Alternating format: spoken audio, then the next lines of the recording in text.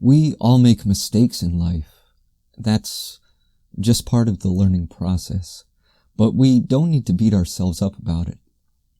We don't need to add shame and self-judgment to an already difficult situation. Sometimes we're hard on ourselves because we're striving for perfection, and our mistakes remind us that we aren't anywhere near that state of perfection. But the last I checked, no one is perfect, and making mistakes doesn't make you a bad person. It just makes you a person. The question is, can you accept yourself? Can you accept the fact that you've made a mistake without attaching shame and self-judgment to it?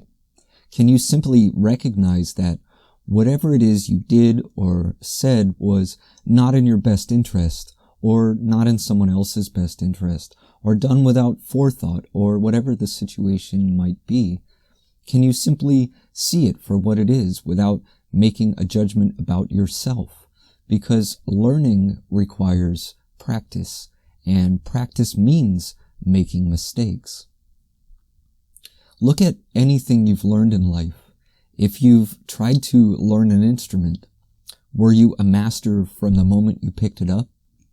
How many times did you play the wrong note? How many times did you play off rhythm? How many times did you have to get it wrong before you got it right? And all along the way, did you beat yourself up for it? Did you give it up because you weren't born a master musician? Or did you simply persevere, gently correcting yourself each time? The secret to success is failure. The truth is that anyone who has become successful in this world has failed countless times. And each time they learn something new. Each time they apply that knowledge, and each time they do a little better. Our mistakes have a great deal to teach us, and sometimes we have to make the same mistake over and over again in order to learn everything we can from it. And there's nothing wrong with this. It's simply a part of growth. So are you learning from your mistakes? Are you growing? Because the only real mistake is to fail to see the lesson, to beat yourself up over it, to judge and condemn yourself, and to never grow and evolve from it. But as long as you're aware of your mistakes, without condemnation, but simply being aware, and you're learning something from them, then already you're making progress. And that's something to feel good about. But if you judge yourself harshly, if you think yourself a failure, then it's very difficult to make progress. You simply get stuck in a cycle of repeating the same mistake over and over without any means to escape. The way you judge yourself determines how much power you have to change.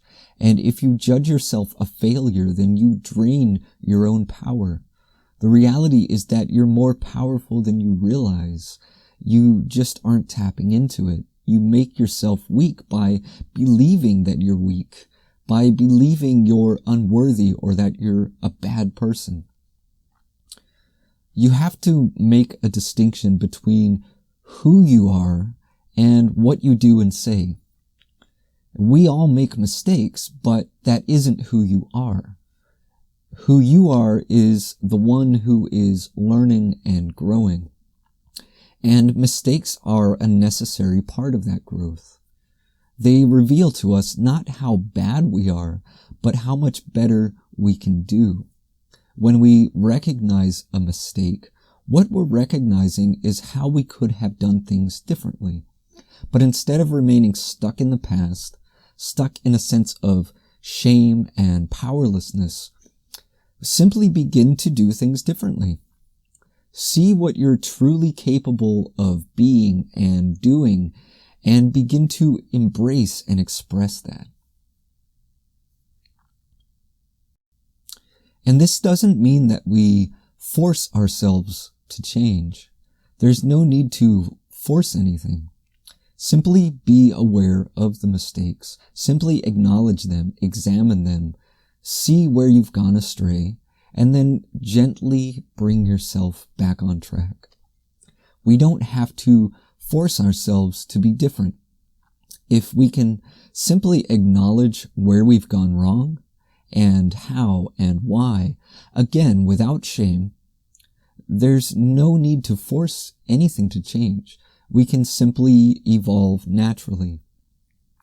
So each time we make a mistake, we simply own it.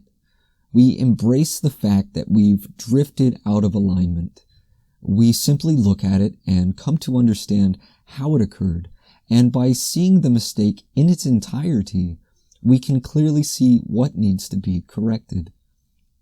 And just as we would correct a child who is learning something new, we correct our own thoughts, our own words and behavior with patience and gentleness and loving kindness.